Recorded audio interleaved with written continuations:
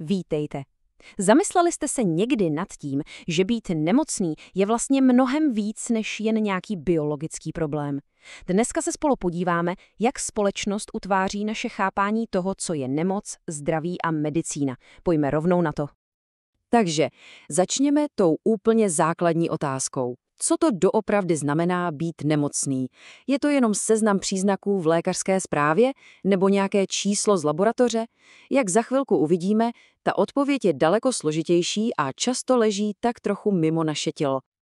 A přesně o tom to je. Sociologie medicíny nám totiž ukazuje, že být nemocný neznamená jenom mít nějaký biologický problém. Znamená to taky přijmout určitou, dočasnou, společensky danou roli. Společnost má totiž taková nepsaná pravidla pro to, jak se má nemocný člověk chovat. Nejde jen o to, co se děje uvnitř těla, ale i o to, co se od nás tak nějak očekává navenek. S tímhle konceptem přešel sociolog Talcott Parsons. Říká tomu role nemocného. Představte si to jako takovou nepsanou společenskou smlouvu, která vlastně určuje, co se od nemocného člověka očekává, jaká jsou jeho práva, ale taky, a to je důležité, i povinnosti. No a tady je ten kompromis hezky vidět. Na jedné straně jsou práva. Člověk je omluvený z práce, nikdo ho neviní za to, že je nemocný a má nárok na péči. Ale pozor, na druhé straně jsou tu ty povinnosti. Společnost očekává, že se člověk chce uzdravit, že vyhledá pomoc a že bude s lékaři spolupracovat. Je to prostě takový sociální kontrakt. Proč se ale společnost vůbec obtěžuje takovou roli vytvářet? Tenhle citát to vystihuje naprosto přesně. Nemoc je vnímána jako sociální deviace, protože brání lidem plnit jejich běžné povinnosti, chodit do práce, starat se o rodinu a tak dál. A role nemocného je vlastně mechanismus, jak společnost tuhle odchylku zvládá a jak vede lidi zpátky k normálu, k uzdravení. Pojďme se ale posunout dál. Role pacienta je totiž jenom půlka příběhu.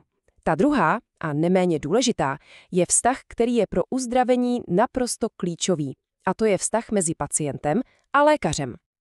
V zásadě tu máme dva hlavní modely. Ten tradiční, paternalistický, kde lékař je ten expert, který rozhoduje, a pacient víceméně poslouchá. To je super v akutních situacích, třeba na urgentu nebo na jipce, kde prostě není čas na dlouhé diskuze. Ale moderní medicína se čím dál víc přiklání k tomu partnerskému modelu, kde lékař a pacient rozhodují společně. To sice zabere víc času, ale zase to buduje důvěru a ochotu pacienta se aktivně léčit.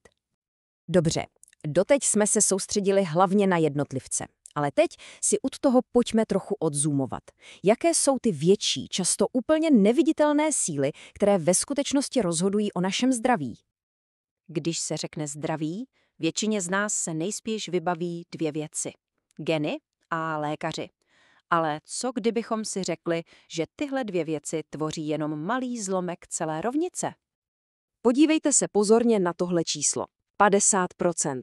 Co to může představovat? Je to až překvapivě velká váha faktorů, které máme tendenci při přemýšlení o zdraví úplně přehlížet. A tady to máme černé na bílém. Podívejte se na to. Genetika? Pouhých 10%. Přístup k péči? 20%. Ale celá polovina, 50% toho, co určuje naše zdraví, souvisí s naším životním stylem a sociálním prostředím. To je naprosto ohromující zjištění, které úplně mění pohled na věc. A co jsou ty sociální faktory? No, jsou to věci jako příjem, vzdělání, jestli máme podporu od rodiny, kde žijeme, nebo jakou míru stresu máme v práci. Jsou to takové ty neviditelné síly, které každý den utváří naše zdraví, aniž bychom si to možná uvědomovali. A z toho plyne tenhle zásadní poznatek.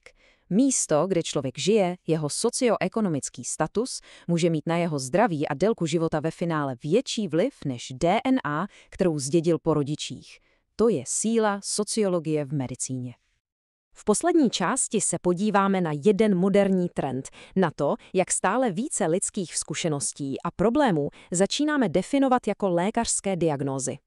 Zkusme si položit takovou provokativní otázku. Je stárnutí, plešatění nebo třeba porod něco, co se má primárně řešit v ordinaci? Nebo je to prostě přirozená součást života? Tenhle proces se nazývá medikalizace. Je to posun, kdy se z běžných životních fází nebo typů chování, které dřív nebyly považovány za problém, stává najednou diagnóza, která si žádá lékařský zásah. A příklady jsou všude kolem nás. Co bylo dřív považováno za příliš živé dítě, je dneska často diagnostikováno jako ADHD. Extrémní plachost se označuje za sociálně úzkostnou poruchu a porod, kdysi naprosto přirozená událost, se stal vysoce medikalizovaným procesem. Není to ale samozřejmě černobílé.